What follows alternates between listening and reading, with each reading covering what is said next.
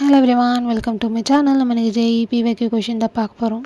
A particle starts with an initial velocity of 10 meter per second along x-axis and accelerates uniformly at a rate of 2 meter per second square. The time taken by the particle to reach the velocity of 60 meter per second is.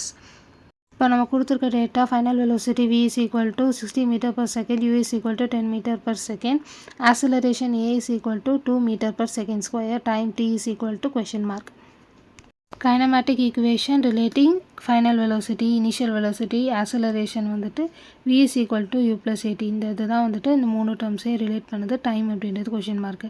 இப்போ rearrange பண்ண போகிறோம். நமக்கு தேவையானது டைம்லேயே time t is equal to v minus u by a. அந்த கொடுத்துருக்க டேட்டாவை இப்போ சப்ஸ்டியூட் பண்ண போகிறோம். 60 minus 10 by 2 is equal to t. 60 minus 10 அப்படின்றது என்ன? 50. 50 by 2 25.